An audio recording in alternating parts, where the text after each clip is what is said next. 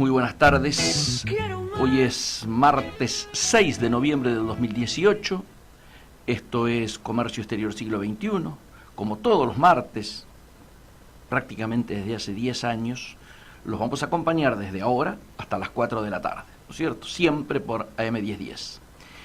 Para los que nos siguen a través de las redes sociales, estamos saliendo, por supuesto, a través de Facebook en la radio y de mi página Miguel Ponce. Página, no el perfil personal. Segundo, estamos transmitiendo el editorial a través de Instagram, ¿no es cierto? Miguel Ponce directamente, ingeniero Miguel Ponce, y además, lógicamente, por AM 1010 y por las aplicaciones propias de la radio. También para los que nos siguen a través de las redes sociales, sabes que hemos adelantado ya desde hace varios días, desde que el presidente se metiera con este tema de los visitantes, del público visitante, y nosotros poníamos, hoy martes se está votando en elecciones claves en los Estados Unidos, decisivas yo diría, en los Estados Unidos, cruciales, y acá estamos en la discusión del público visitante o de la aportación de armas. Hago un punto suspensivo, vuelvo a lo importante entonces. En estos momentos se está realizando, y las primeras informaciones que tengo recién chequeadas, ¿no es cierto?, directamente en Washington, es que la participación de la gente está siendo superior a la esperada. Se esperaba una participación importante, pero parece que está superando.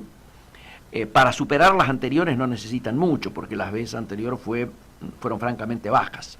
Estas son las llamadas elecciones de medio término. ¿Qué está en juego? Están en juego 435 escaños en la sala de representantes, lo que serían los diputados. Está habiendo 35 senadores sobre 100 que renuevan. La mayoría de las bancas que están en juego son demócratas, ojo. Y están en juego 50 gobernaciones. Perdón, 36 de las 50 gobernaciones. Son elecciones importantes. Aquí se dirime, y así lo ha tomado Trump, como un plebiscito a su gestión. Se dirime si vamos a tener más Trump, un Trump plus, llamémosle, a partir de ahora, o si vamos a entrar en una etapa donde, a partir de que los demócratas pudieran recuperar la sala de representantes, donde hay muchas comisiones, o la posibilidad de armar muchas comisiones investigadoras, yo no creo que los números den para llegar a forzar un impeachment, pero sí van a dar para estar cuestionando permanentemente las políticas oficiales. Decimos que es importante porque de alguna manera están en juego modelos acá, ¿no es cierto? Es decir, aquí claramente Estados Unidos sigue siendo la primera potencia, ¿no es cierto? Y de alguna manera Trump irrumpió a nivel mundial esta era de populismos de derecha, ¿no es cierto?, que luego se han extendido por otros lugares, yo diría casi por todos los continentes, si miramos. Miremos lo que está pasando en Europa, no lo vamos a relatar. Ahora en Latinoamérica, el triunfo de Bolsonaro, al que después tenemos que dedicarle un párrafo, por supuesto. Por lo tanto, digo, esta es la primera prueba donde se pone a consideración de la población de los Estados Unidos este modelo. Pero se hace con situaciones que acá uno diría a priori las elecciones ya están ganadas por Trump. Porque si usted tiene 3% de crecimiento, aunque algunos han puesto en cuestionamiento esto ahora y hablan de que en realidad es 1, pero bueno, 3 o 1 es crecimiento. Lo que nadie puede discutir es que tienen la tasa de desempleo más baja desde los años 60. Repito, más de 50 años, 60 años en realidad, que no tienen una tasa tan baja de desempleo. Y esto obviamente se va a reflejar en las urnas y esa gente va a votar, ¿no es cierto? Lo que se prevé es un crecimiento fuerte en el voto de las mujeres, que a su vez han aumentado muchísimo el porcentaje de candidaturas, el número de mujeres que van de candidato en todos los espacios, digo, para senadores, para los representantes y para gobernadores, y los latinos. Se espera un voto latino importante. De todos modos, recordemos, yo estaba en Estados Unidos exactamente hace 2 años, precisamente una misión observadora que habíamos ido, y estábamos a esta hora con el entonces embajador Lustó en la embajada argentina en Washington. Habíamos recorrido locales de votación, habíamos visto la particular manera en que se vota en los Estados Unidos, clásica, ¿no es cierto? Estaba todo el marketing a la vista, y por supuesto, volviendo y uniendo con lo que está pasando hoy, las encuestas daban el triunfo de Hillary. Había una suerte, yo diría, de desprecio o minusvalía hacia lo que iba a ocurrir, y además justamente se confiaba en el voto latino. Bueno, ustedes ya saben el resultado. Hillary ganó por casi 3 millones de votos de diferencia, netos, pero el particular sistema de los Estados Unidos lo hizo presidente a Donald Trump. ¿Qué quiero decir? Este tema de las encuestas y de las situaciones previas, tenemos que tratar de tomarlo con pinceles, ¿no? O sea, con el pincel del que pinta, con el color de los que pintan, con la mano de los que pintan. Los datos objetivos son los mejores momentos de la economía de los Estados Unidos, y en ese marco se realizan las elecciones. Esto suele favorecer a los oficialismos. Digo, si se da aquella frase de "es la economía estúpido", uno debiera pensar que si Trump es derrotado, como dicen las encuestas, no va a ser por tanto. El segundo elemento es que, en general, desde que se formó la Unión, desde que terminó la guerra, ¿no es cierto?, de secesión, y se vota en los Estados Unidos, siempre las elecciones de medio término la han perdido los oficialismos. Por lo tanto, si hoy perdiera Trump, no habría sorpresa. Lo que está en debate es cuánto y cómo se distribuye, ¿no es cierto? Y acá andan rondando, digo, discusiones muy, muy particulares. Una de ellas es las características que ha tenido esto. Hoy The Washington Post habla de 1.500 mentiras confirmadas aproximadamente, ¿no? Confirmadas en la última semana, los últimos 5 días, lo que da aproximadamente una mentira, una fake news, una diríamos, aseveración por parte del presidente incorrecta, no veraz, cada 5 minutos o cada 10 minutos o cada media hora. Bueno, hace todo un análisis estadístico de estas situaciones. Y por otro lado, está en debate también qué pasó con el Partido Demócrata, quiénes son los que lideran hoy el Partido Demócrata.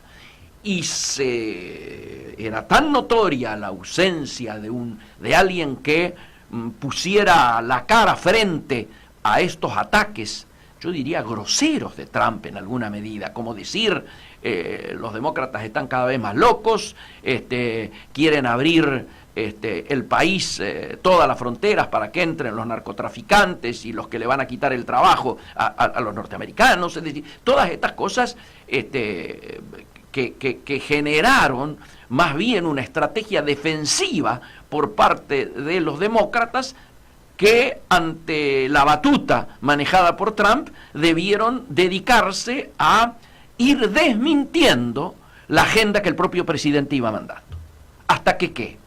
Llegamos a un punto tal en el cual esto era tan notorio, no diría desorientación demócrata, pero sí la situación de minusvalía y de defensa en la que estaban, el no pasar a la ofensiva y el no pasar al ataque, que ha ocurrido algo inédito, algo que no se da habitualmente en las elecciones de Estados Unidos, que un expresidente, en este caso Barack Obama, se pusiera en la última semana prácticamente la campaña al hombro y saliera él a contestar y él a atacar a Donald Trump.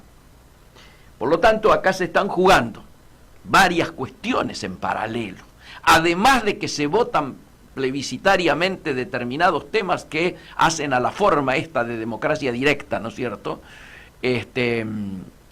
Tienen varias preguntas ahí que suelen hacerse, tipo encuesta múltiple choice, ¿no es cierto? Es una votación de temas que deben ser consultados de manera directa a la ciudadanía. Además de esto, se están jugando liderazgos.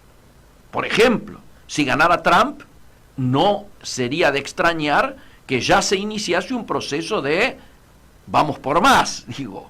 No sé si a alguien le suena la frase, pero lo concreto es que quedaría claramente posicionado para una reelección.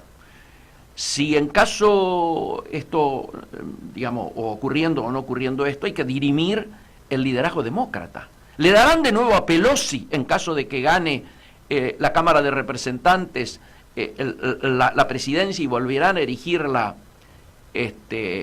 líder allí? Barack Obama volverá a asumir este rol que ha jugado en esta semana, cuando muchos decían Barack no vuelve más a las candidaturas, etcétera, etcétera. Hay mucho para ver, hay mucho para analizar. Seguramente en un rato ya vamos a empezar a tener resultados. A lo mejor cuando estamos terminando el programa, podemos llegar a tener algunos datos. Tenemos convocada, ojalá podamos, a la responsable del área internacional en el diario Clarín, ¿no es cierto?, que ustedes la conocen, la amiga Natalia Nieves-Kikwai. Ojalá podamos tenerla en un rato con nosotros analizando esto. Y vamos a analizar, además con ella, las implicancias que puede tener para Argentina. Es decir, el vínculo de Estados Unidos con Argentina también está determinado por estas elecciones. Vamos a ello. Primer asunto. Uno podría caracterizar como el actual vínculo con los Estados Unidos como muy fluido, como un vínculo importante. Yo pienso que sí. Voy a dar un solo dato. Al margen de que hayamos tenido cachetazos fuertes, digo fundamentalmente en el terreno comercial, el tema biodiesel, ¿no es cierto?, que hemos ido solucionando algunos otros temas, como el tema limones, que inicialmente nos golpearon con el tema acero y aluminio, pero luego eso se logró revertir, que no hayan venido inversiones, quiero decir, al margen de todo esto, o que hayan venido muy pocas y vinculadas fundamentalmente a los temas energéticos, el rol que los Estados Unidos han jugado ante el Fondo Monetario Internacional para que hoy Argentina esté bajo el stand-by más importante de su historia, tiene un responsable. No es Lagarde, es Donald Trump. Y son los Estados Unidos de Donald Trump. No estoy abriendo juicio de valor, estoy dando un dato objetivo. Nunca en la historia del Fondo Monetario Internacional hubo una presión política tan abierta y definida como la que tuvo Trump antes de el primero y sobre todo de este segundo tramo. Esto hay que decirlo. Por lo tanto, a priori, uno diría, a Argentina le conviene que siga Trump. Por otro lado, hay otras alternativas que uno tiene que pensarlo en términos históricos. Yo he tenido reuniones allí, precisamente en la oportunidad que hacía referencia recién, ¿no es cierto?, hace 2 años, con quienes llevan Latinoamérica dentro de la Cámara de Representantes y del bloque demócrata. Obviamente, nosotros hablamos con el bloque demócrata porque aquí todo estaba jugado para la continuidad de los demócratas. Y además porque teníamos más facilidad, un vínculo más largo, estaba más definido. Los republicanos no tenían muy definido quiénes se encargaban en el Parlamento del tema latinoamericano y argentino en particular. Y yo diría que desde otra perspectiva, si la Cámara de Representantes pasase a estar manejada por los demócratas, también los argentinos tenemos allí un vínculo muy fluido, con los responsables del área Latinoamérica y particularmente con quienes llevan la relación con Argentina. Por lo tanto, digo, a priori, no es que sea neutro el resultado de las elecciones en los Estados Unidos, pero si ocurriera una cosa como la que estamos pensando, es para alegrarse, más no tanto, y si ocurriera la contraria, lo mismo. En ninguno de los casos es algo que vaya a ser determinante en un retroceso del vínculo actual con los Estados Unidos. Insisto, al margen de cómo valoricemos o cómo valoremos este vínculo. El segundo elemento que se engancha con esto por lo ideológico es el tema Bolsonaro. Ya lo hemos tocado aquí el martes pasado con el resultado de la elección, con el hecho concreto de que tuvimos que analizar este impacto sobre Argentina cuando el domingo aquel el encargado Guedes dijera que no era prioridad ni Argentina ni el Mercosur, y durante toda la semana hemos estado trabajando y hemos estado hablando con las organizaciones pymes de Argentina, que finalmente hicieron rápidamente un lobby con la Fiespi y con la Federación Industrial del Estado de San Pablo y con la CNI, la Confederación Nacional de la Industria, y en el día de hoy habría buenas novedades de acuerdo a la prensa. Bolsonaro habría dicho, presionado precisamente por el sector industrial, que el tema Mercosur no solo no va a ser, no va a sufrir retrocesos. Recuérdense que se llegó a hablar del pase de la actual Unión Aduanera a una zona de libre mercado, de libre comercio, que esto no es un dato menor. Recuerden, analizamos el impacto de aranceles que se pudieran fijar con aquellos con los que se firmara unilateralmente acuerdos y que pudieran perjudicar a otros socios del bloque. Sino que además parece que él plantea jerarquizarlo, poniendo, por supuesto, la condición de que nunca debió haberse pensado en el ingreso de Venezuela, etcétera, etcétera, pero ratificando el tema Mercosur. Y aquí es interesante unir el tema Trump con el tema, diríamos, de Bolsonaro. En el caso de Bolsonaro, claramente, estamos hablando de que se unen dos elementos en este llamémosle populismo de derecha o nacionalismo de derecha, que es por un lado la propia historia, diríamos, de Bolsonaro, pero por otro lado el peso que tienen estas nuevas religiones, las religiones protestantes, ¿no es cierto?, que son más preocupantes en el caso de Brasil que en el caso del peso que tienen en Estados Unidos, porque hay quienes vinculan a esas iglesias con algunos fondos no muy claros, o con origen no muy claro. Y el otro es el peso de los militares, la unión del peso de los militares. Y esto se refleja ya institucionalmente. A ver, tenemos al presidente de la nación, un fascista, electo, ¿no es cierto?, Bolsonaro. Tenemos un vicepresidente que es un militar, un líder militar, pero no solo el líder militar de aquel tiempo, sino que tiene muy fuerte influencia en las actuales Fuerzas Armadas de Brasil, que por supuesto tienen otro prestigio en relación a lo que nosotros hemos visto en la Argentina.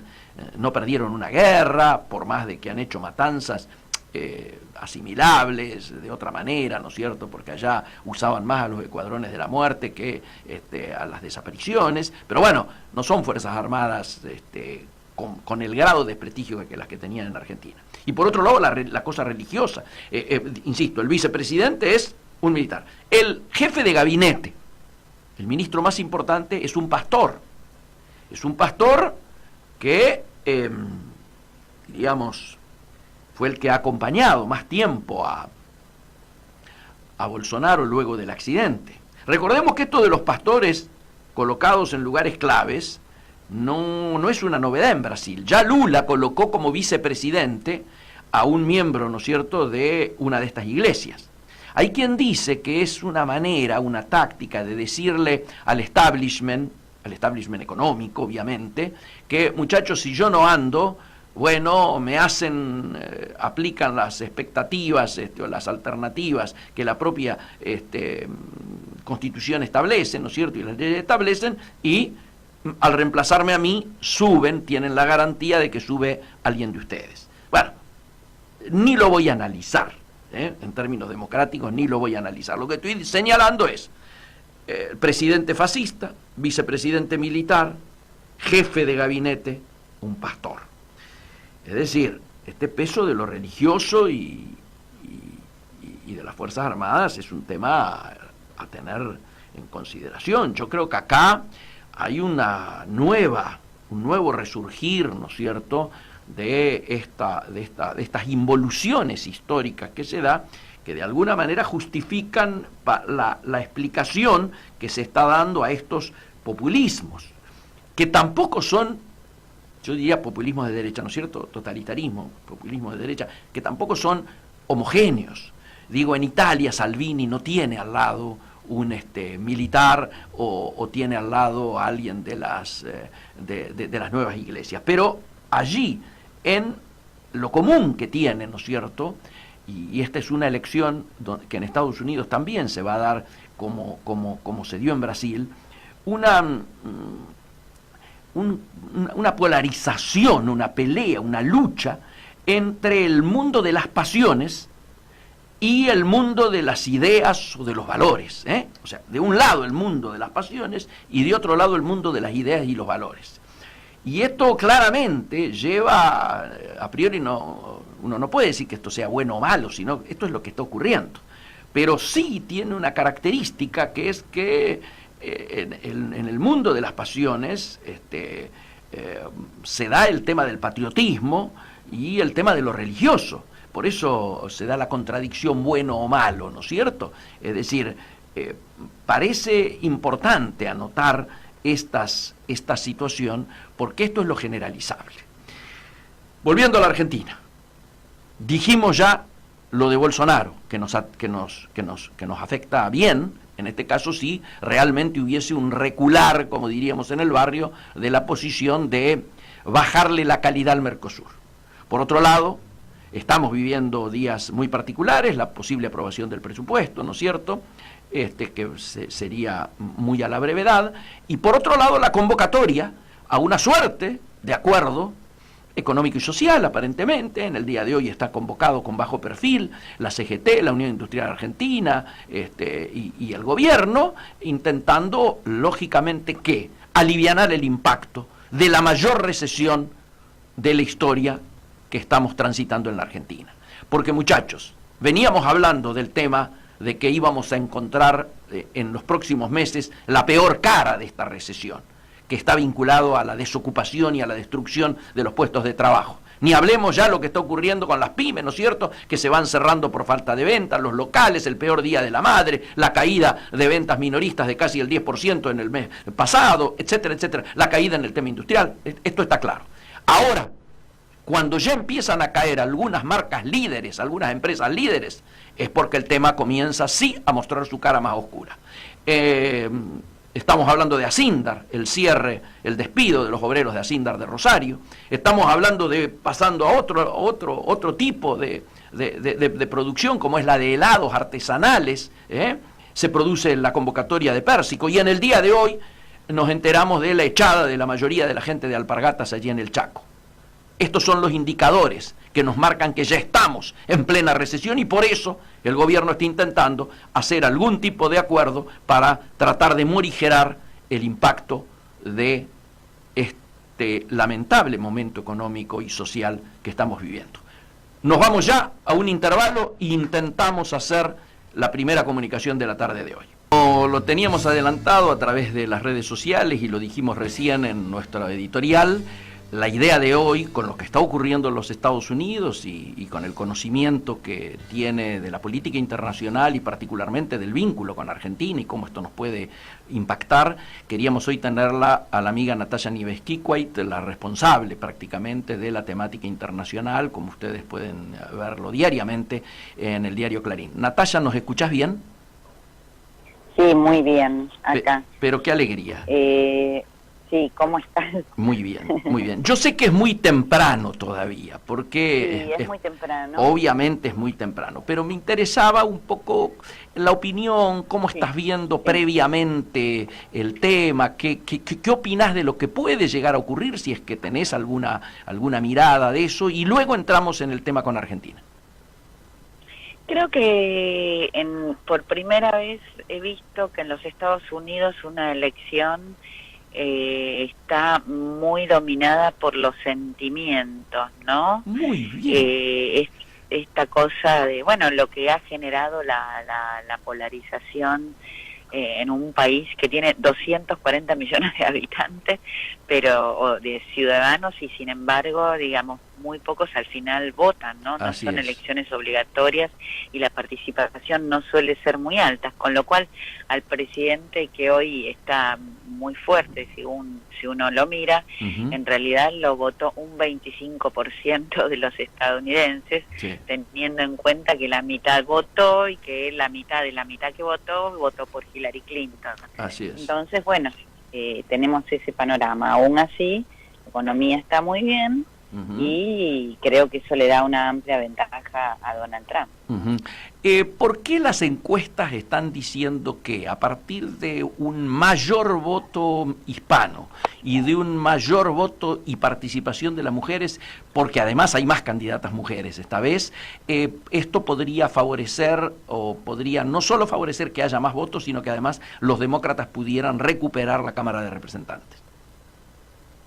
Bueno, porque es por el formato de las elecciones. ¿Cuál es la importancia? Es que en la Cámara de Representantes es donde efectivamente tienen más posibilidades los demócratas, Uh-huh. y en determinados distritos, sobre todo, que podrían definir estas elecciones de medio término que le llaman. Uh-huh. ¿Qué es lo importante de acá también? Digamos, a ver,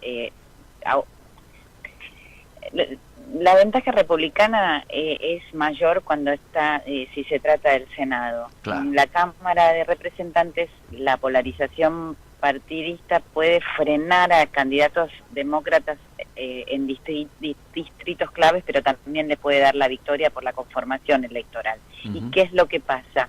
Esto, en la Cámara de Representantes hay enormes proyectos que pueden generarle problemas verdaderos a Donald Trump. Correcto. ¿Por qué? Bueno, porque hay proyectos que bueno, todo el tema de lo que fue la trama rusa y demás, ¿no? Sí, claro, sí, claro. O sea, puede haber una suerte, diríamos, de oleada de pedidos de investigación, formación de comisiones No sé investigadoras. si oleada, pero sí lo suficiente como para molestarlo Claro. bastante.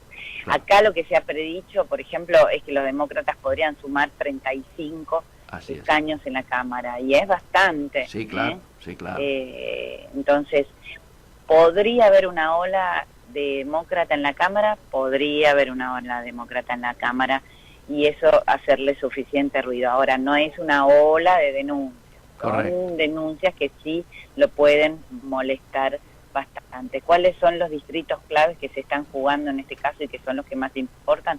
Washington, Kentucky, Maine, Uh-huh. Florida, Virginia y California. Son Uh-huh. además estados muy populosos. Claro. Te diría, además, vos estás notando que nuevamente vuelve a darse la polarización entre, llamémosle, el Estados Unidos profundo, Sí. el más vinculado a la producción primaria, Totalmente. el que inclusive tiene menos nivel intelectual y cultural, con el de la costa más intelectual, más preocupado por lo social, etcétera. Esa polarización vuelve a replantearse.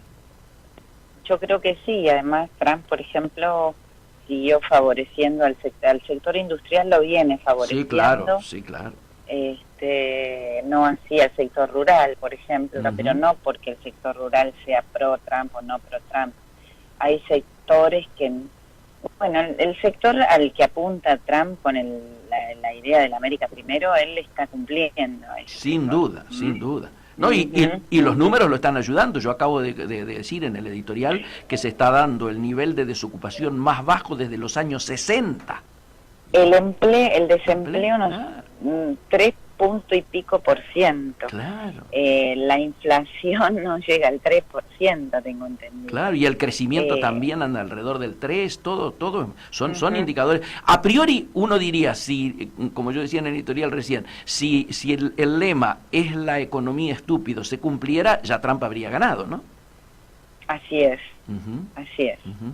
Por lo tanto, lo que se juega aquí es, por un lado, digamos, dos cosas, no solo las cámaras, Ujú. digamos que los demócratas ganen terreno muy perdido, porque la verdad que no es saludable que además las cámaras estén en manos de un solo partido, que es el mismo del presidente, que en los Estados Unidos hay como una inversión, de que está invertido eso, y se suelen, por eso las elecciones de medio término no le van bien a los presidentes. Así es. Pero por otro lado, Donald Trump se está jugando un segundo mandato, Claro. sin duda, que si uno lo mira hoy, lo tiene asegurado. Sin duda. Pero bueno, falta mucho para eso. Lo que sí me asombra es cómo él, así como Barack Obama salió ahí a aparecer y a ponerle cuerpo y ayudar al partido, Donald Trump se puso a cuesta al Partido Republicano para ayudarlo en las legislativas, siendo que él no, digamos, no fue bienvenido por su partido. Acordate que era un partido que no gustaba de Trump, por supuesto, de los tradicionales. Pero como curiosidad, las mujeres han avanzado un montón. Sí. Hay muchas más mujeres, hay récord de mujeres presentándose en la política, más de 200 en representantes y 20 y pico en Senado, para aspirar a bancas. Hay una demócrata que sería la primera aspirante a gobernadora en Georgia, que es afroamericana, y una latina, Lupe Valdés, donde era, si no me falla la memoria, en Texas. Sería una latina en Texas.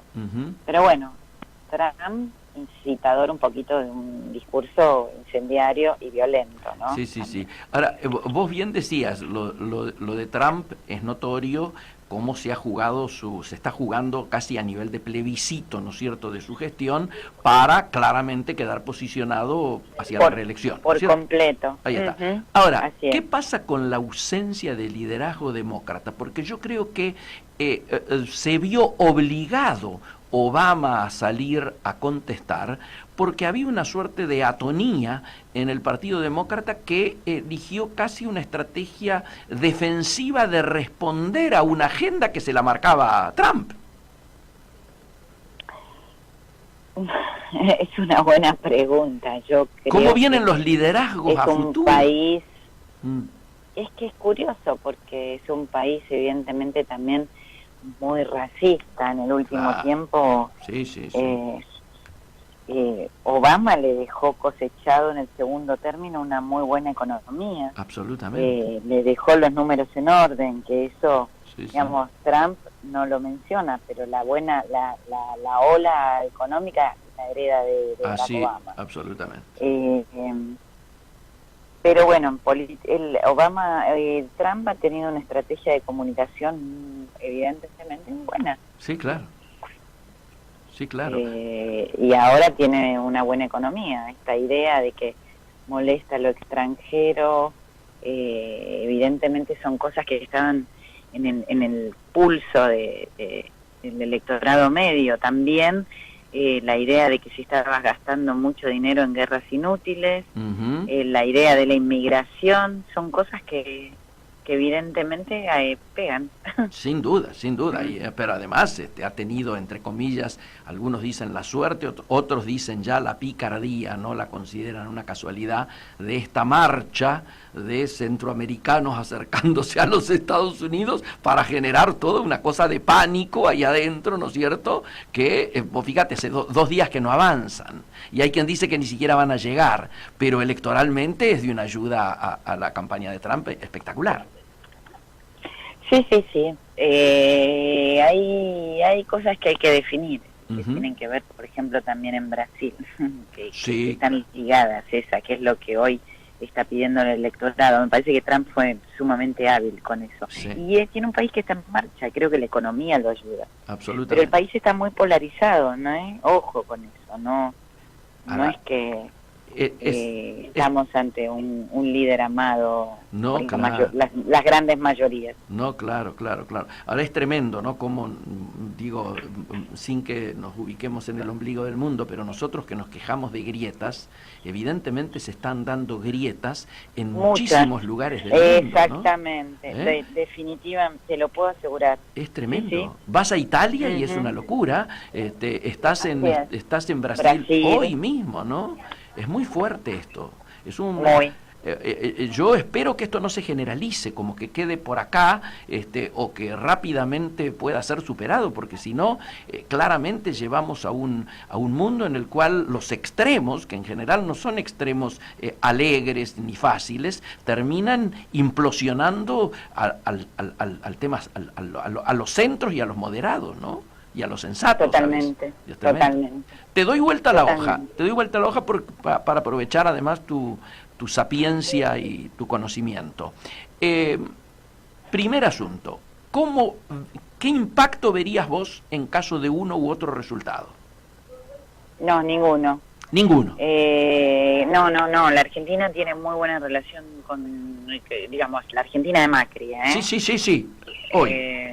La Argentina de Macri tiene mucho apoyo, tiene muy buena relación con Trump, y arrastra una buena relación con los demócratas, porque de hecho el cambio en la relación con Washington empieza con los demócratas, y más allá de los errores de a quién se apoyó en la campaña, sí. Hoy día eso quedó en el pasado, por lo menos para Estados Unidos, porque las cosas se definieron rápidamente, igual se acomodó la relación a quien era el presidente. Sí. Entonces no veo, y menos en la en el Congreso, que se definen muchas cosas, pero ya están definidas. Apoyo lo que fue la negociación de la deuda, liberación de tema de ventas de cooperación militar, lo que son los avales del Congreso a la política económica. No. Argentina no presentó resultados, digamos, no varía con los resultados o republicanos. Recientemente vino una misión de multipartidaria, así que no veo que eso vaya a cambiar. Sí, y el elemento, yo diría, central en términos de política es que no tendríamos la dimensión del stand-by que tenemos, ni la velocidad de aprobación, si no hubiera habido una intervención directa de Trump, como lo reconoce el propio Fondo Monetario Internacional, ¿no? Y esto es muy fuerte. Es directamente. Así es. Natalia, ¿y cómo ves que vamos a suponerla Trump salga empatado, ni siquiera digamos que gana o pierde, sale empatado, sale como está hasta ahora todo?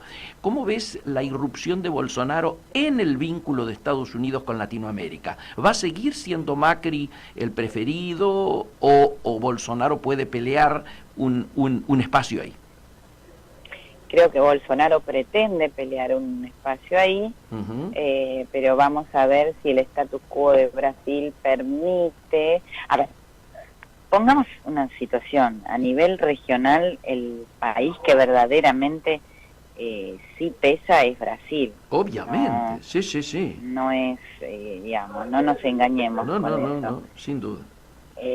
Argentina no debe engañarse con eso. De hecho, Macri nunca quiso ocupar ese espacio que Brasil no ocupaba en ese tiempo. Yo creo que nunca aspiró a competirle a los brasileños un espacio de liderazgo. Obviamente. Lo veían así porque Brasil estaba muy debilitado, pero me parece que él no hizo alarde de eso. Punto número 2, Bolsonaro pretende digamos, tiene una retórica muy parecida a lo que los americanos están teniendo, pero hay que ver el Bolsonaro una vez que asuma. Hay una ley que regula la transición y mañana se va a ver con Michel Temer. Vamos a ver qué es lo que puede hacer Bolsonaro.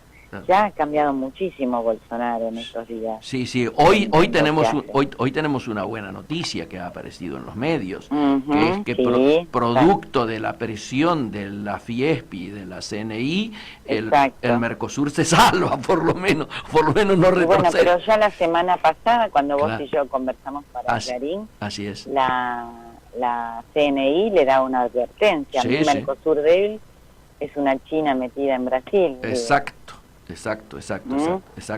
Acá parece que, me dicen que en esto que vos estás bien relatando de que Bolsonaro intentaría tener un vínculo con los Estados Unidos, obviamente que lo reconozca más como hegemónico en la región, hay dos elementos que ayudarían mucho. Uno, que el ministro de Economía es un hombre formado y con muy buenos vínculos en Estados Unidos y un hombre de la Escuela de Chicago, ¿no es cierto? Y este es un asunto que cae bien allá, particularmente a los republicanos. Y el segundo elemento es el peso de las iglesias.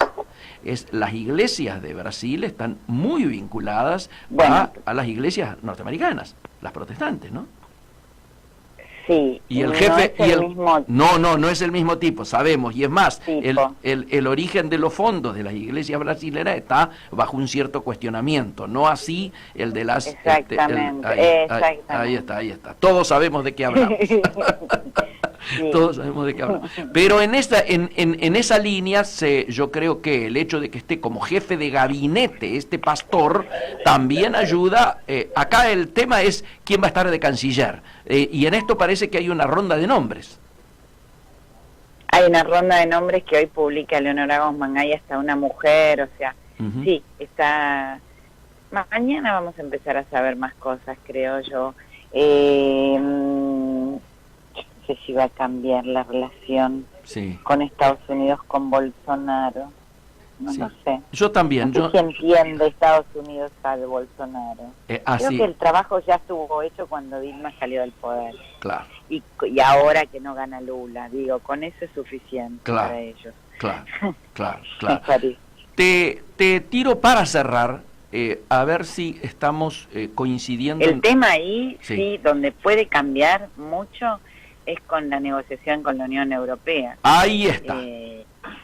Esa es la clave en la Unión Europea están muy a disgusto con el triunfo de Bolsonaro, me da la sensación. Es verdad. Pero tampoco la Unión Europea hizo mucho para cerrar un acuerdo. Acá hay culpas de todas las partes. Por supuesto. Ahora sería como llorar sobre la leche derramada, ¿no es cierto? Porque vos no hiciste nada para ayudar a acelerar este tema antes, sabiendo que el peligro existía, ¿no?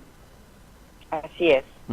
Te hago una pregunta y con esto cerramos. ¿Existe la posibilidad de que esta cumbre se transforme en un escenario que precisamente no pasa por la cumbre, sino va a pasar paradójicamente o simbólicamente por lo bilateral? Se está hablando de, además de las reuniones que lógicamente el presidente... Espera, ¿cuál cumbre? La G20, sí. A partir de que, digo, no es novedad que el presidente local tenga oportunidad de entrevistarse bilateralmente con la mayoría de los líderes que vienen. Pero podría haber una cumbre Trump con Putin, que Putin acaba de hacer saber en el día de hoy que quiere estar presente en la final del campeonato de la Copa Libertadores. Es increíble. Pero podría haber una cumbre ahí. Podría firmarse, dicen, yo soy pesimista, pero Unión Europea tendría interés en acelerar o dar un paso o una señal o una semifirma al acuerdo de Unión Europea-Mercosur. Podría darse también una reunión entre Xi Jinping de nuevo con Trump, acá. Y se daría la firma del acuerdo de Estados Unidos con México y Canadá firmándose en Buenos Aires. ¿Todo esto no suena a mucho? A ver, ya está pedida, como he visto parte de la agenda, la cita de Donald Trump y Xi Jinping, ya está prevista. Sí. Según el South China Morning Post, van a tener una cena que curiosamente a la misma hora en que Macri y Vladimir Putin estén cenando. Tengo mi información. Trata de no tuitearlo. No hasta que no lo publiques. Luego el mismo Trump tuiteó que se iba a ver con Xi Jinping, que habían hablado por teléfono y que habían quedado en Buenos Aires para seguir avanzando. Todo el mundo piensa que si después de las elecciones y Trump esté más tranquilo, se viene la paz con Xi Jinping. Así es. Porque en Estados Unidos hay sectores que se están viendo ya perjudicados, como el sector rural, Sí, por la señora. no venta de soja a China. Claro. Punto número 2 o 3. Ujú. Tengo entendido que no solo hay una reunión de BRICS que se quiere armar en Buenos Aires, BRICS, Sí, BRICS. el sudafricano está pidiendo sala para ello. Tenían algunos del G7 querían mantener una reunioncita en Buenos Aires. Ujú. Trump se hablaba de una reunión con Peña Nieto y dejarle abrochado ya a AMLO la firma final El acuerdo. del nuevo NAFTA, Ujú. que no sé si eso se va a hacer posible, aunque sí seguramente se van a ver. Ujú. Y Mercosur y Unión Europea tengo entendido que no va a ocurrir. Yo también creo ¿Por que no. qué? Porque hay una reunión en Bruselas pronto de 19 al 22 que parece que no va a tener lugar. Estaba puesta. Así es. Bien, Ujú. bien. De todos modos, Bueno, no es cualquier me reunión. tengo que ir a las 3, ¿eh? No es ¿Cómo? no es una reunión menor, ¿no? Todo esto que está ocurriendo. El G20 se va a recordar El por G20 esto. en Buenos Aires Sí. puede ser que no haya que el G20 no sirva para mucho, pero sí sirve para todo Para esto que esto. está ocurriendo. Natalia, Ujú. un agradecimiento infinito por el contacto de hoy. Era muy importante contar contigo en un día Cómo no. importante de elecciones. Te mandamos un gran beso y un cariño. Un gran beso. Chao. Hasta siempre. Amigos, Chao. ustedes escuchaban Natalia Nieves-Kikwait, la responsable, yo diría, del área internacional del diario Clarín. Hacemos un pequeño intervalo y ya venimos para el cierre de nuestra primera hora. Después de esta excelente nota con Natalia Nieves-Kikwait, que yo quiero que ustedes valoren en su justa dimensión, porque no solo hemos tenido análisis, sino que hemos tenido primicias. Ustedes escucharon en un determinado momento que me dijo, no vayas a tuitear eso, porque claramente es una primicia que ella tiene reservada y que seguramente la va a escribir en unos minutos y estará subida en la web en alguna hora de aquí en adelante. Por lo tanto, quiero decirles que creo que es una nota muy valiosa. Me encantó, porque obviamente ella no ha escuchado mi editorial, ni hemos hablado antes, que coincidiéramos en, yo diría, un 80% de las miradas en su opinión de lo que yo adelanté en el editorial. Por otro lado, también en el tema Bolsonaro-Mercosur tuvo muy presente que ella me hizo un reportaje, una nota, o participé yo de las consultas que ella hizo al respecto, y lo tiene muy presente, por eso ratificó lo que yo había dicho en esa nota que firmó ella, por supuesto. Por lo tanto, digo, estamos en una coincidencia de lecturas y de informaciones que hacen de que ustedes a través de este medio estén pudiendo acceder a la información más precisa y además a las primicias, al avance de primicias de cosas que recién mañana van a estar en los diarios. Desde esa perspectiva me parecía importante valorizar la conversación de hoy. Para la segunda hora nos espera también mucho.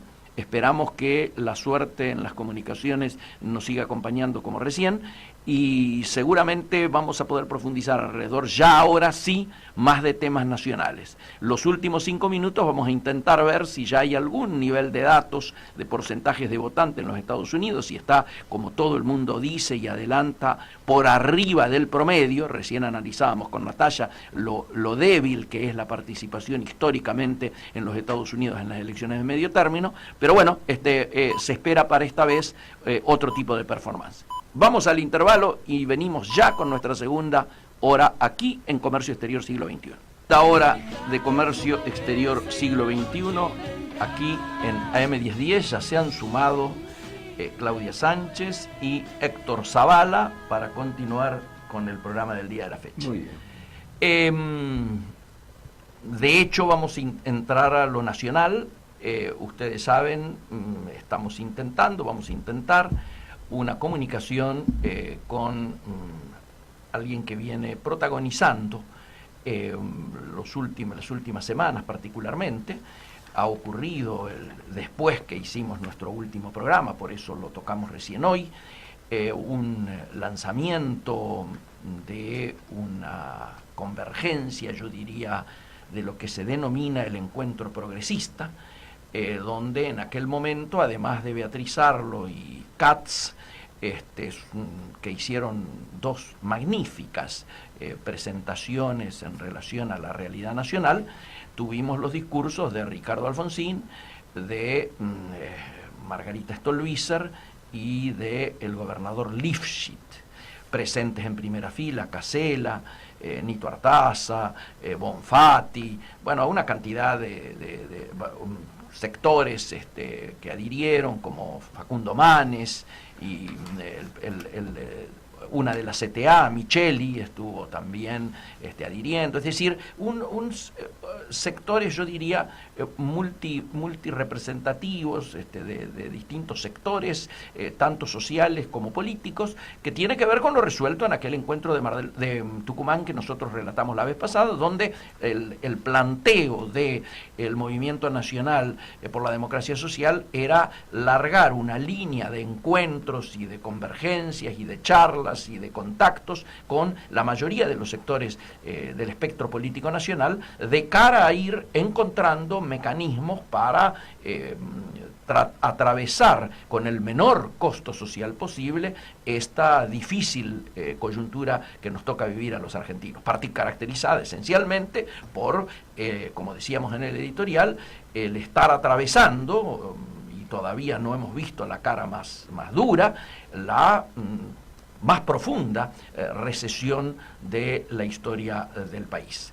Y esto nos parecía importante, por eso en el día de hoy lo que estamos intentando es hablar con Ricardo Alfonsín de manera tal de poder clarificar al respecto. Si todo anduviera bien, Ricardo tendría que estar en línea. Ricardo, ¿nos escuchás bien? Sí, Miguel, ¿cómo te va? Buenas tardes. Qué alegría. Estamos aquí en AM1010 junto a Héctor Zavala, también otro correligionario, y queríamos fundamentalmente, la excusa es que nos cuentes un poco, pese a que hemos estado... ¿Cómo, perdón, Miguel? Que la excusa para empezar a charlar es que nos cuentes tu mirada y tu lectura de lo que fue el lanzamiento del encuentro progresista y cómo sigue esta historia, los fundamentos y de cómo sigue, al margen de felicitarte por tu intervención allí, ¿no?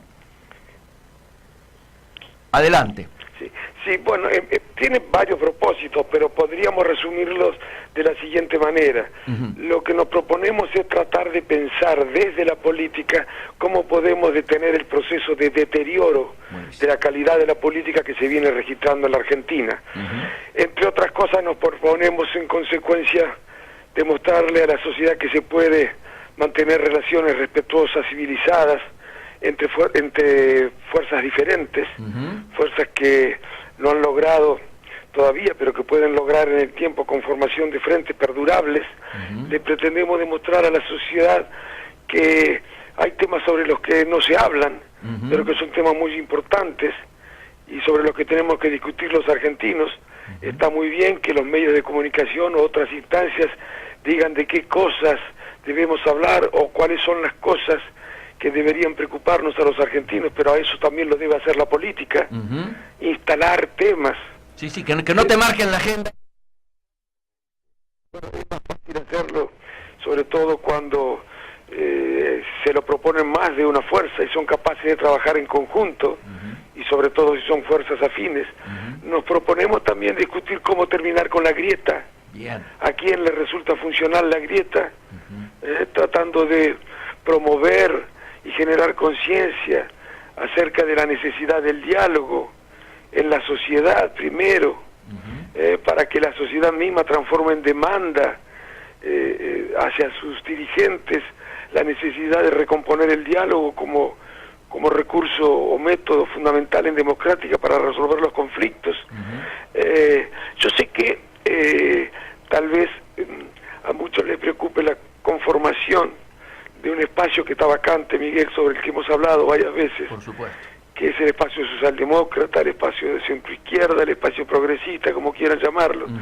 Pero bueno, veremos qué es lo que pasa más adelante. Por ahora, nosotros estamos trabajando con este propósito que te acabo de mencionar, tratando de desarrollar tareas que no desarrollan hoy los partidos políticos, formular iniciativas, por ejemplo, darle transparencia o reclamar transparencia a los procesos electorales.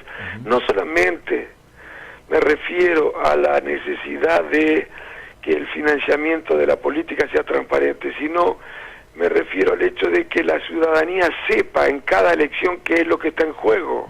Con la existencia de frentes que reúnen a fuerzas que piensan tan distinto, la ciudadanía no sabe bien qué es lo que está eligiendo. Por ahí vota un frente porque en ese frente está su partido, pero no sabe que si gana ese frente, pero gana la PASO el otro partido, se van a terminar haciendo cosas muy distintas de las que hubiera hecho su partido en el gobierno, porque además esos frentes, como es el caso de Cambiemos, no tuvieron acuerdos programáticos. Bueno, eso también le resta calidad a la política, que la sociedad no sepa, no pueda advertir claramente qué es lo que está en juego en cada elección, ¿no? Bueno, muchas cosas hay que hacer desde la política, la tiene que hacer también la política, no únicamente, pero la política tiene que hacer muchas cosas para recuperar esa calidad, y por eso hemos creado este espacio progresista.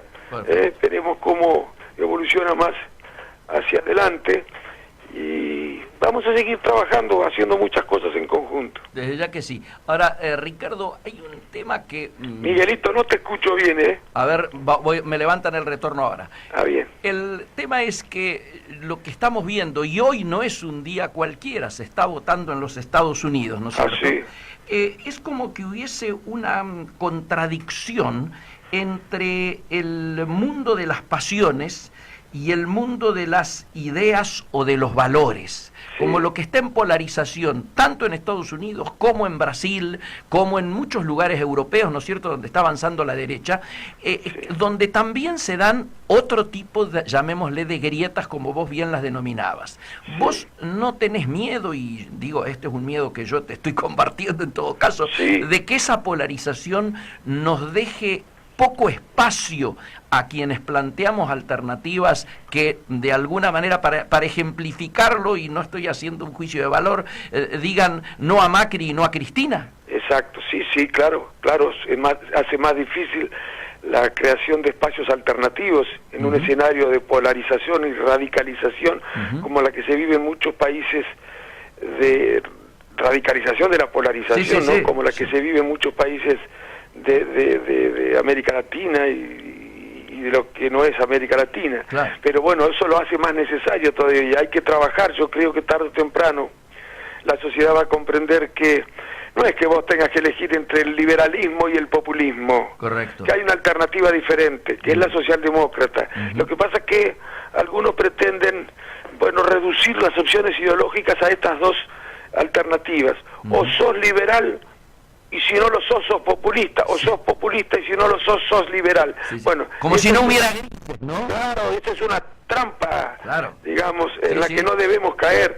Nosotros no somos los radicales ni liberales, ni neoliberales, ni populistas, que yo no sé por qué está. Esto último, el populismo, habría que discutirlo bien qué es, ¿no? Porque, bueno, el populismo yo lo entiendo como concepto que alude a una manera irresponsable, demagógica del ejercicio del poder, ¿no? Correcto. Bueno, pero yo creo que... Sí, algunos atacan al populismo porque no se animan a atacar a lo popular. Exactamente, eso es lo que te quería decir. No podemos confundir populismo con popular.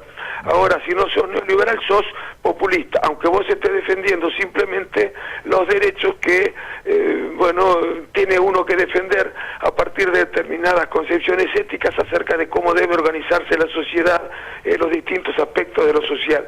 Si están orientadas esa lucha a defender igualdad, a defender la justicia social, a defender la equidad, bueno, enseguida te tachan de populista, ¿no? Como si el único que pudiera hacer cosas en ese sentido es el mercado, y el mercado no va a hacer cosas en ese sentido, no porque sea malo, porque esa no es función del mercado.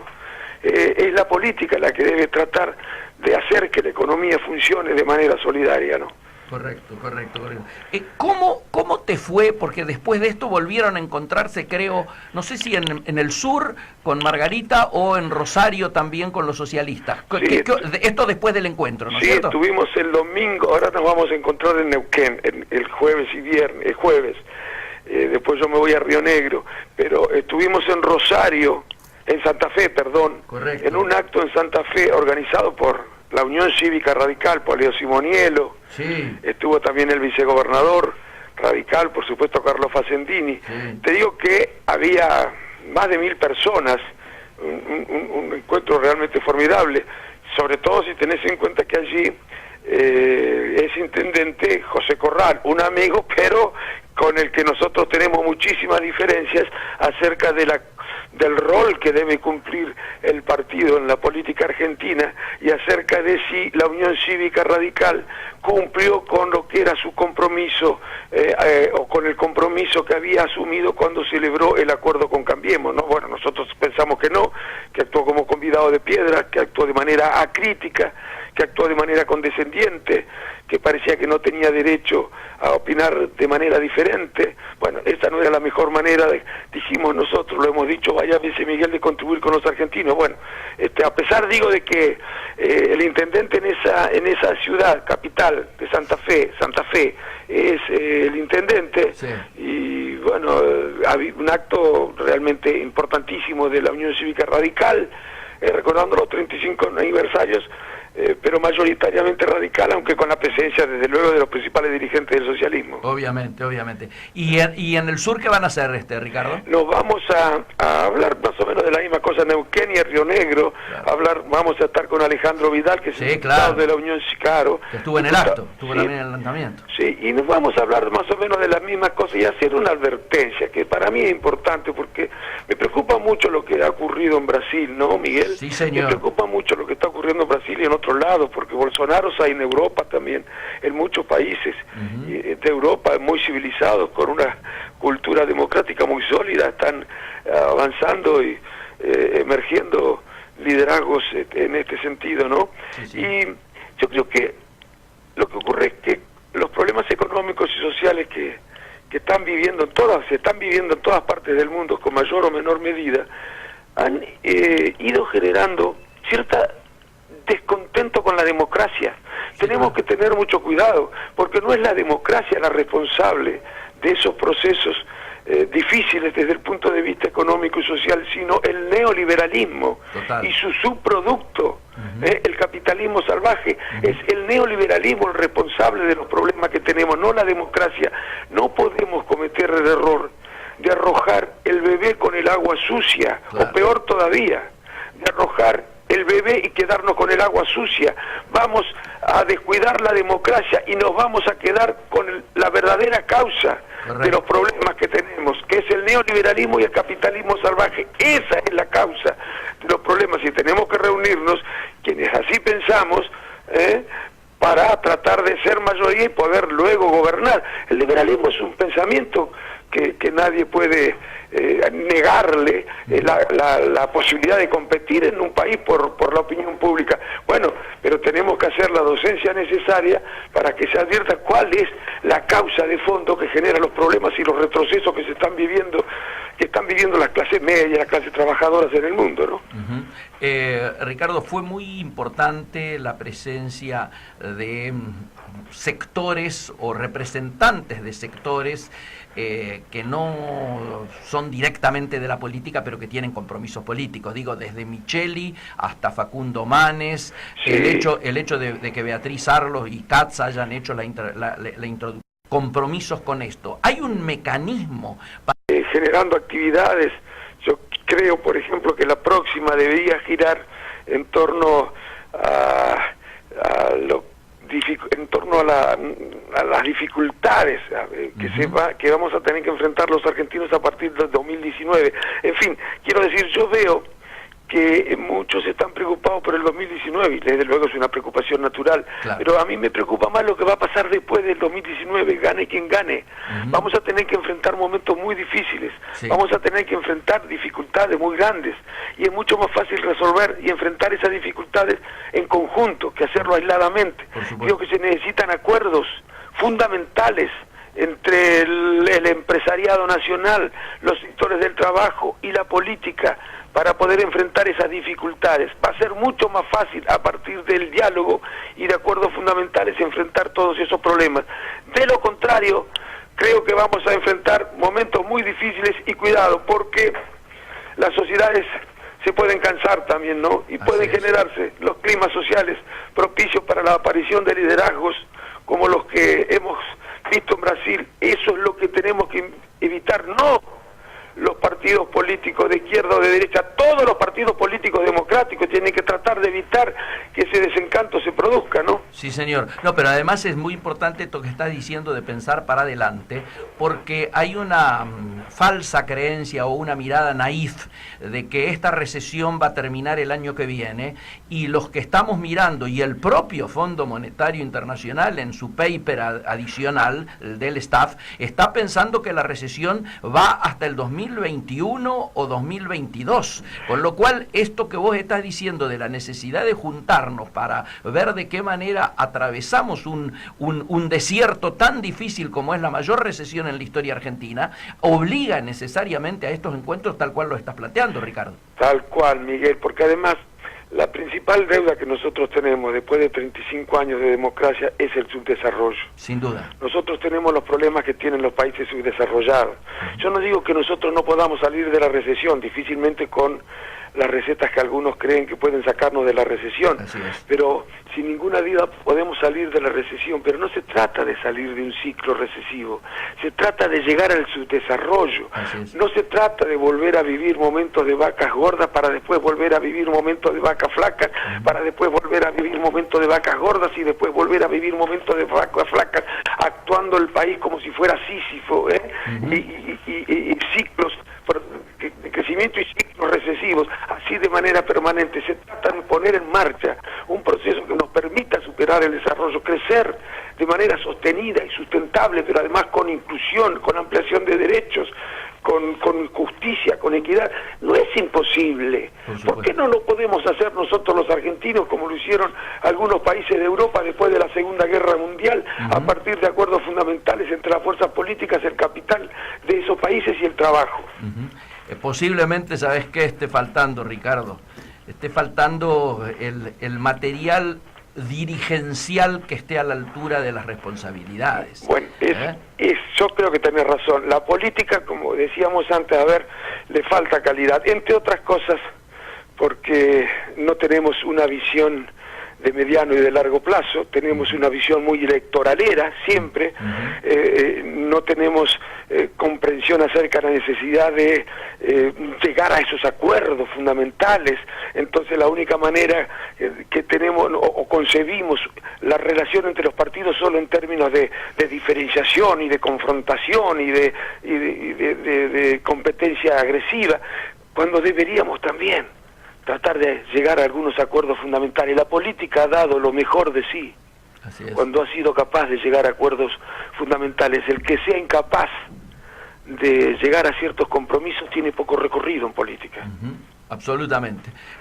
Ricardo, yo creo que más que conforme con la explicación que nos has dado de esto, de esta esperanza que implica el encuentro progresista, y te vamos a seguir molestando para ir pasando, diríamos, en limpio cada avance que se vaya notando en la dirección que vos venís desarrollando como en el día de hoy. Te mandamos un gran abrazo. Gracias, Miguel, un abrazo muy grande. Gracias a ustedes. Saludos. Hasta luego. Chao.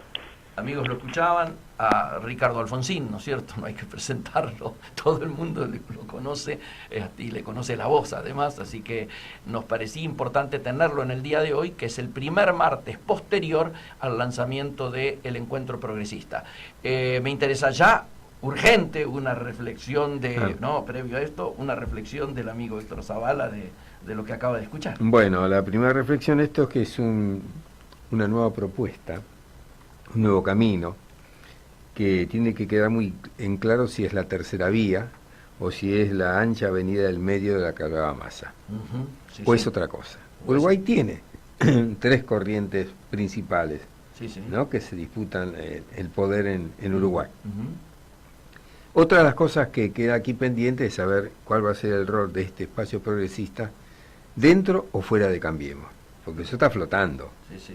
¿No? Así que este es un primer paso, y hay que irlo viendo momento a momento, y me parece bien que vos te ocupes de irlo desarrollando y viendo. Hasta ahí la propuesta es magnífica, porque ¿qué? ocurre un vacío. Sí, claro. Si vos agarras todas las encuestas, la conclusión es decir, mira, no nos gusta ni Macri ni Cristina. Sí, sí. Y la pregunta es quién. Claro, no aparece. O quiénes. Así es, así es. Y la otra es ¿para qué? Absolutamente. Este es el asunto. Programa. Exacto. Que no aparece. Programas, política de Estado, Obviamente. diálogo, Así búsqueda es. de soluciones concretas, reales, ¿no? No Así enfrentamientos estériles. Damos vuelta a la hoja. Claudia, ¿qué nos tenemos preparado para hoy? ¿Qué Bueno, tema? hoy es un día especial que después les voy a explicar de qué se trata, pero en primer lugar le voy a pedir a Aníbal que ponga una música folclórica como para ubicarnos y que nos dé clima. Muy bien. Ahí. No, Perito Moreno acaba de nombrar el tema y hoy es el día especial que le dedicamos al doctor Francisco Pascasio Moreno, conocido como Perito Moreno. ¿Y por qué se lo dedicamos? Porque hoy, 6 de noviembre, se celebra el Día de los Parques Nacionales. Y esto tiene una razón. Sí, claro. Porque un 6 de noviembre de 1903, ¿qué hizo Moreno? Donó al Estado Nacional una fracción de terreno, que eran 3 leguas de terrenos de la Patagonia. A él se lo habían donado también, se lo habían adjudicado porque él había actuado como árbitro en un litigio con la frontera con Chile. Oh, Claro. varios. Varios. litigios, sí, Y sí. entonces, en retribución a eso, le donaron esos terrenos. Y él en 1903 se los donó al Estado. Ahora vamos a recordar quién fue Francisco Pascasio, que pocos saben que se llama Pascasio, Así es. porque la P, cuando le ponen P punto, Francisco piensa P. Moreno. Claro, dicen Francisco P por Perito. Por Perito, correcto. Él nació en Buenos Aires en mayo de 1852, en una familia patricia acomodada, y fue desde científico, naturalista, conservacionista, político, botánico, explorador, geólogo y paleontólogo. Lo ubicamos dentro de la generación del 80, o sea, en la época Escuchado de esta historia, ¿no? en la época de Sarmiento, ¿no? Ah, Entonces, desde pequeño había mostrado interés por la naturaleza. Tan es así que a los 12 años fundó, junto con sus hermanos, ¿A qué edad? a los 12, fundó con sus hermanos un museo de historia natural. Y a los 25 fue designado miembro de la Academia de Ciencias Exactas de Córdoba. Fíjate qué edad, 12 y 25. No, 21. 21. Bueno, pero ¿cuándo fue a la Patagonia por primera vez? En 1873. Fue a la Patagonia impulsado por su espíritu de aventura, por interés de aprender sobre geología, historia natural, flora y fauna de la región. Y a partir de 1874, las autoridades argentinas, por eso yo mencioné Sarmiento, porque estaba en la presidencia, le encomendaron sucesivas expediciones de exploración en la zona. ¿Para qué? Para consolidar la soberanía argentina y también para buscar datos para las ciencias, ¿no? Para el avance de las ciencias. ¿Y saben que fue el segundo hombre blanco que llegó al lago Nahuel Huapi desde el Océano Atlántico y allí izó la bandera argentina? Dije el segundo, nadie pregunta quién fue el primero. ¿Quién fue el primero? Ah, bueno, el primero fue un capitán español llamado Diego Ponce de León en 1620. Perdón, que español, o sea, él fue el primer argentino, el entonces. primero argentino, pero el segundo hombre blanco. El segundo hombre blanco. Entonces es español en 1620, mira, fíjate, 1620 hasta 1873. Y llegó a las orillas de Nahuel Huapi y buscaba la ciudad de los Césares y todos quedaron Quedó enamorado. de enamorado. Nahuel Pero también Moreno también quedó enamoradísimo. Huapi. Sí, sí.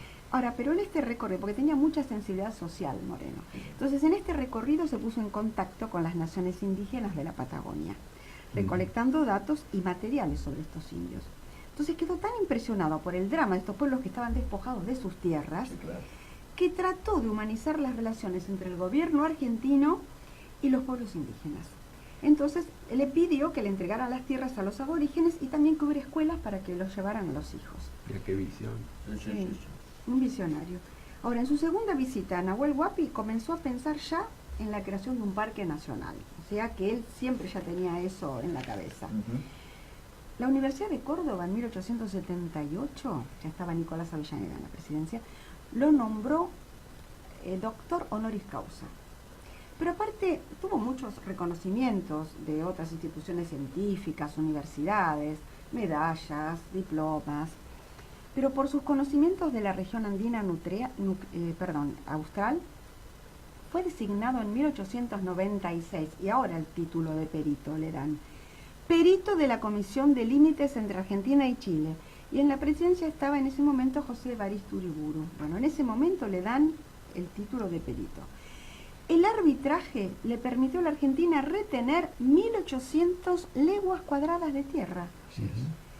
Pero en 1903 el gobierno argentino, que ya estaba Julio Argentino Roca, en agradecimiento a su tarea, le otorgó 25 leguas cuadradas de tierras fiscales y que eligiera él el sitio, a su elección quedaba.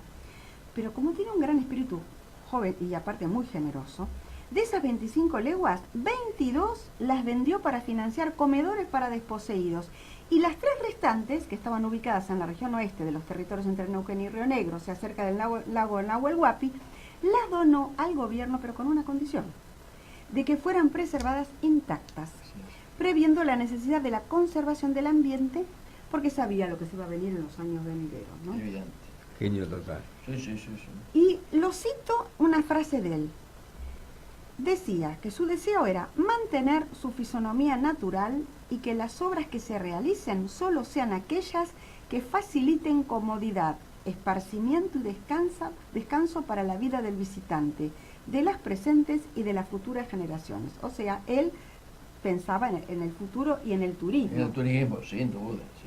Entonces, la donación de esta fracción de terreno es el núcleo básico original del actual Parque Nacional Nahuel Huapi. Sí. Porque nuestro país fue el primero en Latinoamérica y el tercero en el mundo en crear un parque nacional. Nosotros no lo sabíamos. Ahora, en 1904, el gobierno, digo gobierno, y estaba Manuel Quintana, ahí en la presidencia, o sea, pasó por varias presidencias. Sí. Aceptó la donación de Moreno. Él la donó en 1903, pero realmente se la aceptaron en 1904. Y él aceptó la donación y reservó la zona indicada. Y recién en 1916, y ahora está Hipólito Yrigoyen, se nombró por decreto a un encargado de esta reserva. ¿Saben quién fue el encargado de esta reserva? ¿Quién? Asómbrense, Jorge Newbery. Y él, pero lo hizo ad honorem, ¿eh? Y esta reserva fue la primera en todo el territorio argentino. Se la llamó Parque Nacional del Sur y luego se lo llamó Parque Nacional Nahuel Huapi. Ahora, los viajes de Moreno significaron descubrimientos geográficos de trascendencia, porque le permitió no solamente conocer el suelo argentino, la zona austral, sino encarar la defensa de los derechos de la Argentina, la soberanía especialmente, y las controversias de límites con Chile, obviamente. Los datos que aportó abrieron buenos horizontes para la antropología sudamericana y posibilitó que varios científicos europeos se abocaran a estudiar las razas originarias de América del Sur que estaban en una nebulosa.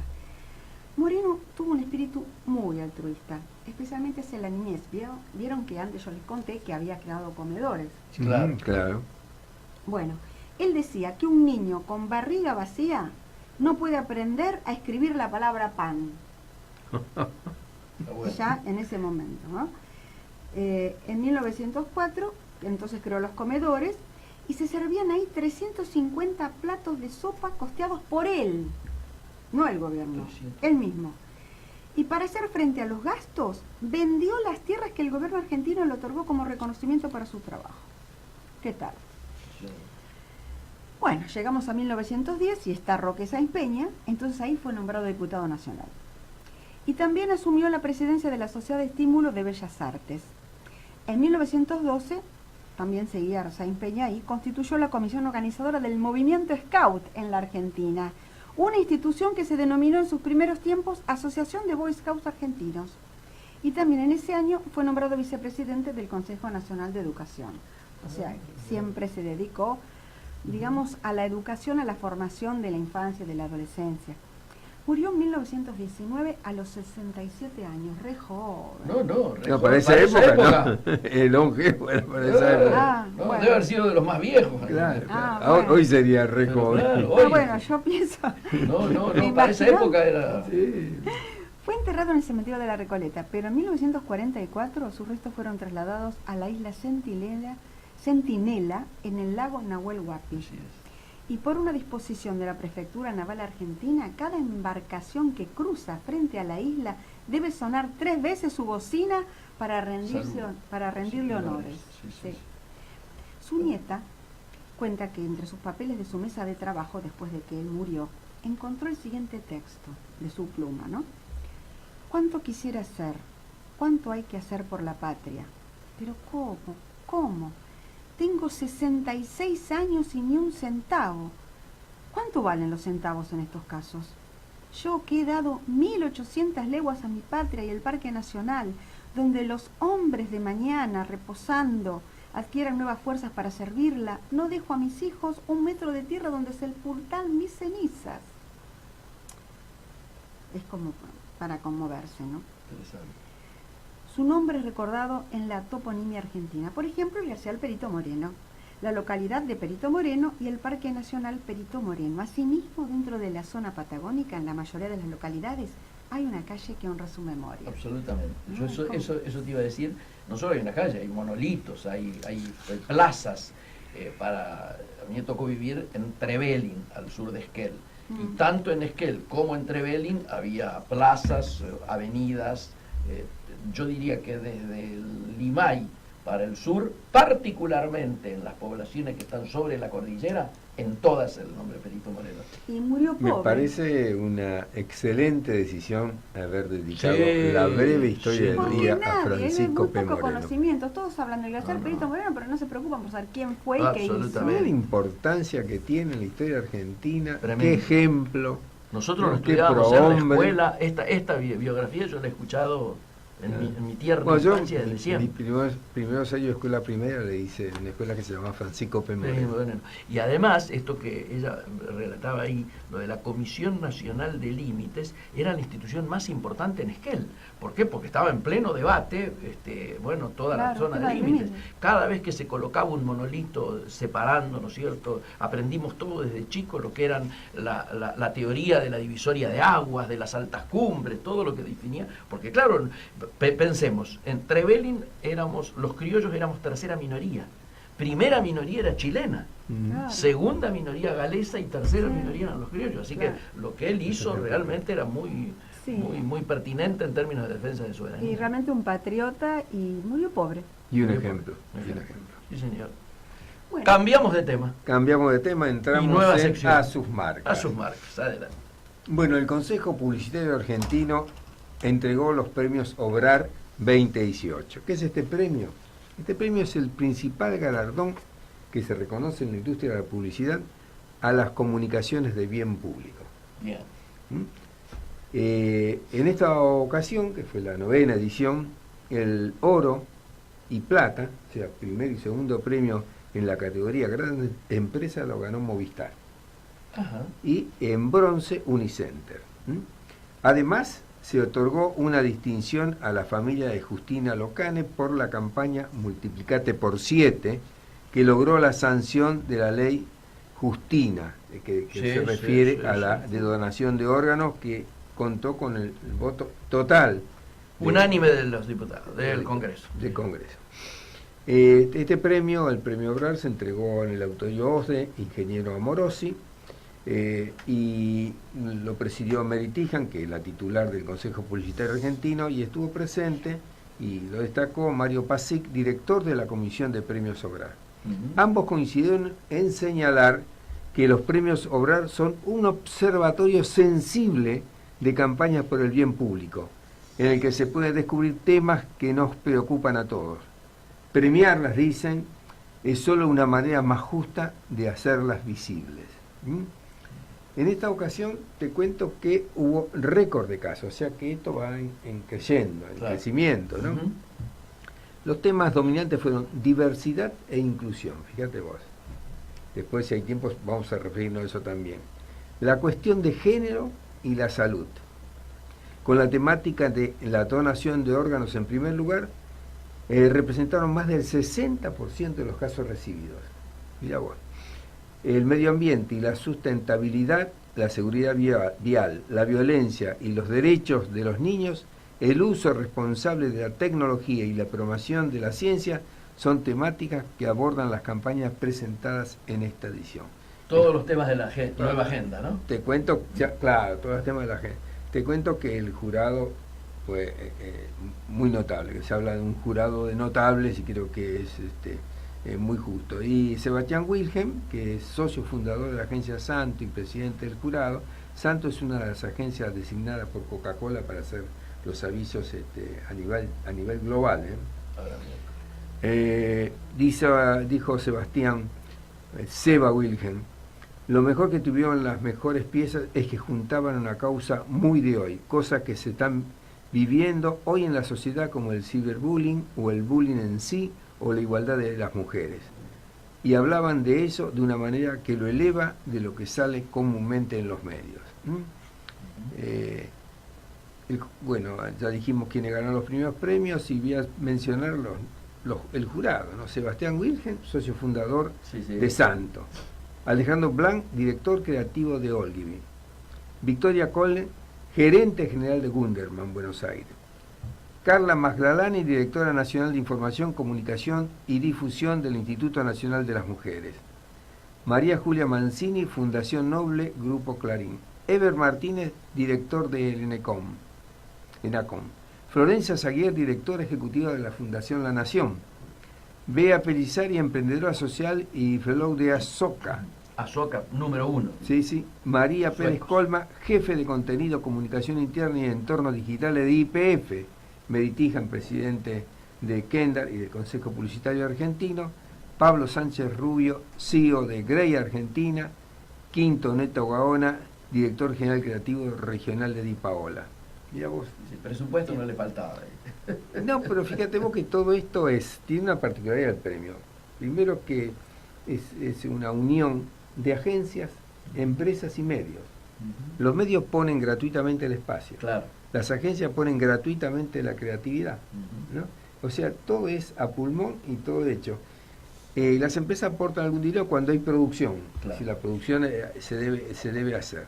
Bueno, si te parece, yo voy a intentar algo un tanto difícil, que es pasar por radio un aviso de televisión.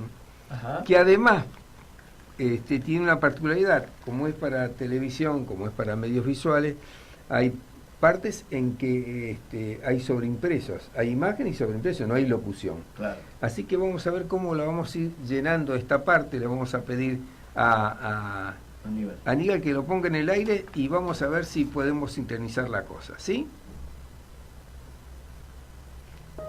Bueno, empieza así, vale. Con un fondo musical, un aula, dice 6 de cada 10 estudiantes secundarios fueron víctimas de bullying, 4 chicos mueren por semana a causa del bullying, el problema es que no vemos el problema. Movistar presenta Perspectivas, un video móvil interactivo que muestra los dos lados del ciberbullying con solo girar el teléfono. De un lado, vemos las señales que los padres no perciben. Del otro, la víctima sufriendo ciberbullying. Y así se ve esa escena, que tiene que ver con esto, ¿no? Si no giramos el celular, nunca vemos la historia completa. Filmamos 2 historias en el mismo registro y desarrollamos un software que por primera vez era capaz de cambiar de un video a otro por medio del giroscopio del celular.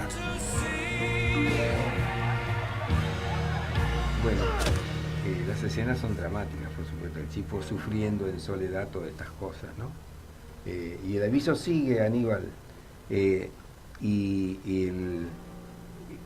Además, la plataforma reconocía si el usuario era adulto o niño y le mostraba un final diferente a cada uno.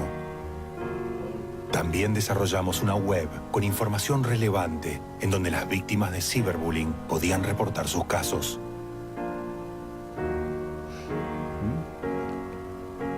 Dice, Perspectiva se convirtió en una iniciativa global de Telefónica. Bueno. Y el chico se mira frente a un espejo, ¿no? El fondo musical. Y varias escuelas de la Argentina. Si no podemos verlo, estamos viendo el lado equivocado. Perspectivas. Sabés que varias escuelas están en la Argentina usando el video Perspectivas, ¿no? Claro, me imagino. Ya tiene más de 17 millones de impresiones. Claro. Dura 2 minutos 5 segundos. Y un detalle que lo jerarquiza.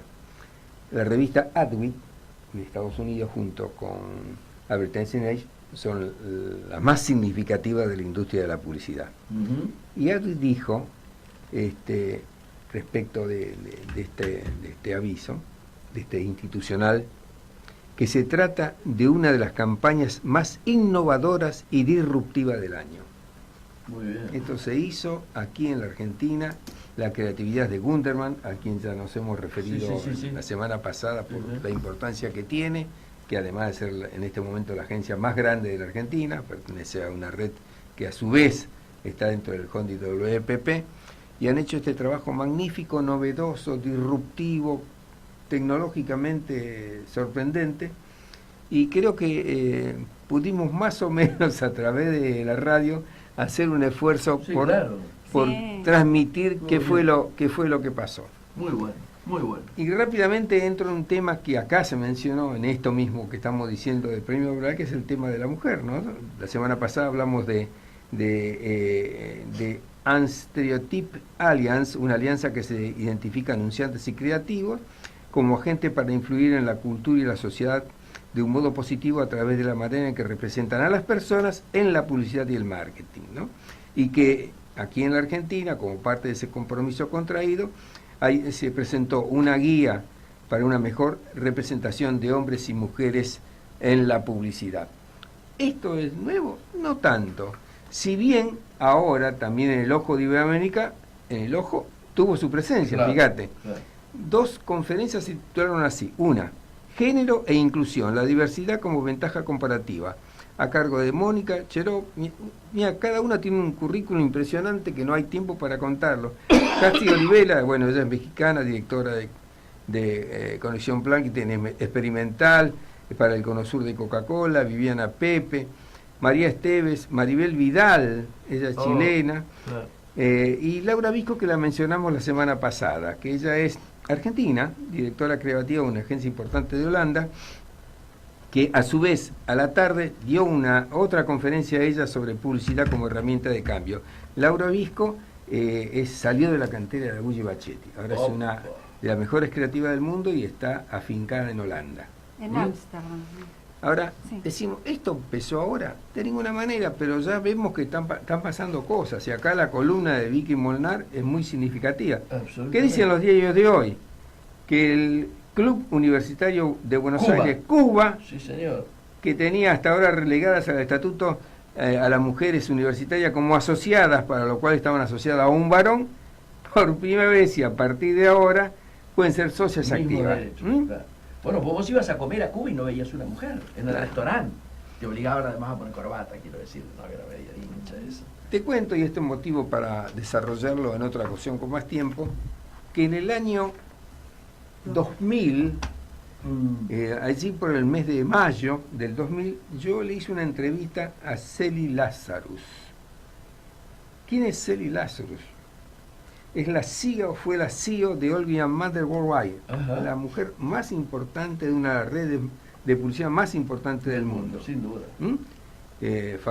Manejaba una facturación de $10.000 millones por año. Actualmente tiene 71 años. Ella, y es CEO de All Women emérita. Claro. ¿No? Pero sigue brindando información, sigue presentándose y demás. Esta mujer, que es muy dulce, muy significativa, una de las mujeres más importantes del mundo de los negocios de Estados Unidos, y también líder mundial de la publicidad, trabajó 30 años en la misma empresa.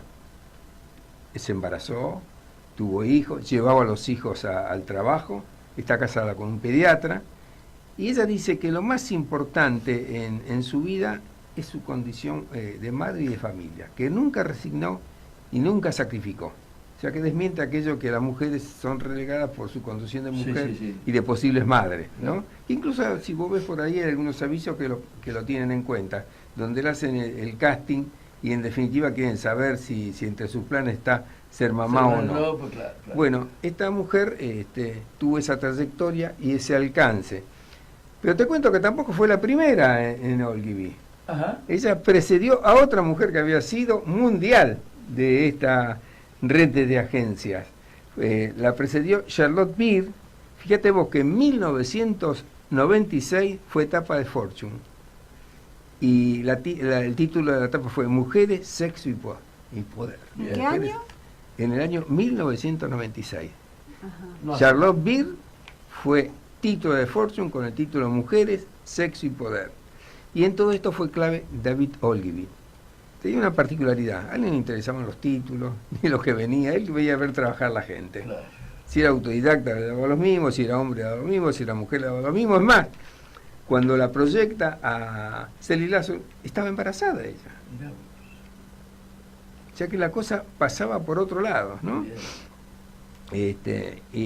Y yo lo cité en una revista en aquel tiempo, en la edición de junio-julio de PMID, donde hice un recorrido que me pareció más que interesante, porque primero aparecía Fit Popcorn, que fue la autora de Las 8 verdades del marketing, donde decía que sorprendía al auditorio diciendo que la mujer era la decisora de compra, en el orden del 75 o al 80%. Así es. En esa edición también me enfoqué en Daniel Pérez Rossetti, un médico muy conocido, que había escrito el libro El cerebro de Leonardo y desmenuzaba las diferencias entre el cerebro femenino y el masculino y lo importante que eso era, ¿no? Que fueran diferentes. ¿Y por qué eran diferentes? Y lo especificaba en cada una de las áreas. Fíjate vos que ¿En serio se estudia por separado el cerebro? ¿Cómo? ¿En serio se estudió por separado el cerebro de un hombre y de una mujer? Claro, él tiene estudiado un libro fantástico que se llama El cerebro de Leonardo. Te cuento... Ignoraba. Ignoraba. No, es muy lindo, es muy exitoso el libro y además remarca la importancia de la mujer en la creatividad. No, eso sí. ¿No? Hay un film que se llama Los que ellas quieren, un film muy, muy importante, que en definitiva era una manera de presentar una campaña publicitaria, porque era se contaba cómo se había hecho como la campaña para el lanzamiento de las zapatillas de Nike para mujeres.